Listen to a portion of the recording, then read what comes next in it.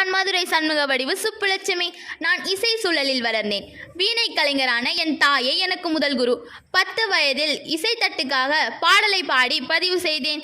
இசை மேதைகளின் வழிகாட்டுதலில் என்னை வளர்த்து கொண்டேன். 5ஆம் வகுப்பு வரைதான் கல்வி பயிலும் வாய்ப்பு கிட்டியது. 17 வயதில் சென்னை மியூசிக் அகாதமியில் மேதைகள் பலர் முன்பு கச்சேரி செய்து பாராட்டை பெற்றேன். திரைப்படங்களில் நடிக்கும் வாய்ப்பு என்னை தேடி வந்தது. எனக்கு மீரா திரைப்படம் மிகப்பெரிய வெற்றியை தந்தது. அது எனது கடைசி திரைப்படமாகவும் அமைந்தது. இந்தியா முழுவதிலும் உள்ள பலரின் பாராட்டுகளையும் பெற்றேன். காற்றினிலே வரும் கீதம், பிருந்தாவனத்தில் கண்ணன் முதலிய பாடல்களுக்கு மிகப்பெரிய வரவேற்பு கிடைத்தது. ஜவஹர்லால் நேரு, சரோஜினி நாயுடு போன்ற பெரியோர் பாராட்டியதை பெருமையாக கருதினேன்.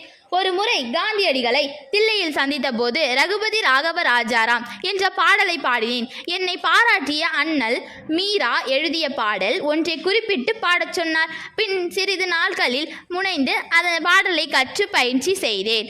சென்னை வானொலி 1947இல் காந்தியடிகளின் பிறந்த நாளன்று அப்பாடலை ஒளிபரப்பியது. அப்பாடல் ஹரித்தும் ஹரோ எனும் மீரா பஜன். 1954இல் நான் தாமரை அணி விருது பெற்றபோது என்னை தொட்டு தடவி பாராட்டிய பார்வையிழந்த ஹெலன் கெல்லரை என்னால் மறக்க முடியாது. 1963இல் இங்கிலாந்திலும் 1966இல் ஐநா அவையிலும் பாடினேன். இதே ஆண்டில் என் குரல் பதிவு செய்யப்பட்ட வெங்கடேச சுப்ரபாதம் திருப்பதியில் ஒலிக்க தொடங்கியது.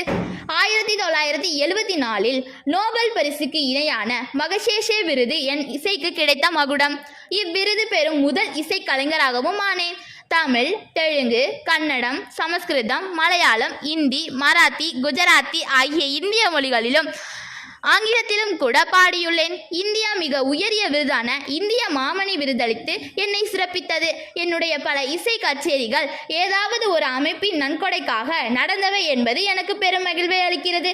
ஒரு பெண் நினைத்தால், முயன்றால் முன்னேறலாம், வெல்லலாம். நீங்களும் முயலுங்கள், முன்னேறுங்கள், வெல்லுங்கள். நன்றி.